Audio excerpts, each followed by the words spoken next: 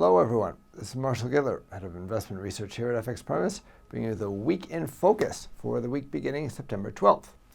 Well, Thursday is going to be a big day this week. The Bank of England and the Swiss National Bank both announced the results of their policy meetings then.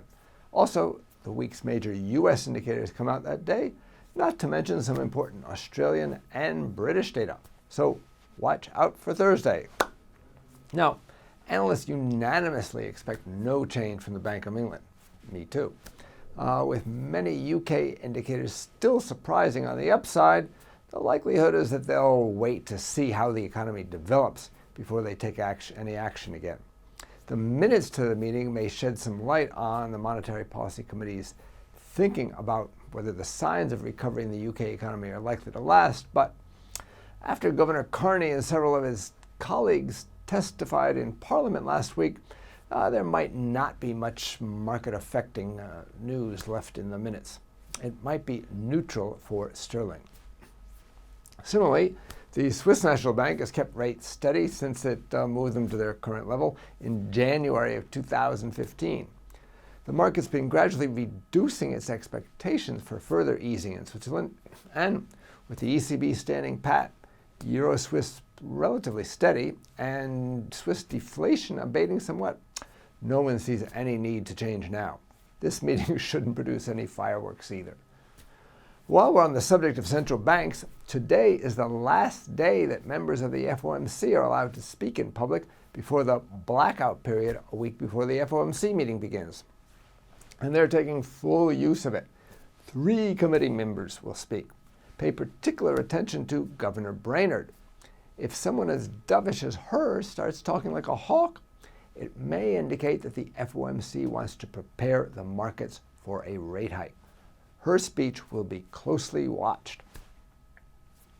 The other big day for the U.S., as I mentioned, is Thursday, when 2 of the Fed surveys, the Philly Fed and Empire State Survey, will be released, along with industrial production and capacity utilization. The Fed surveys and IP are expected to show some slowdown in U.S. output, which may be negative for the dollar. CPI, not the Fed's inflation target, but important nonetheless ahead of the FOMC meeting, and U.S. consumer sentiment come out on Friday.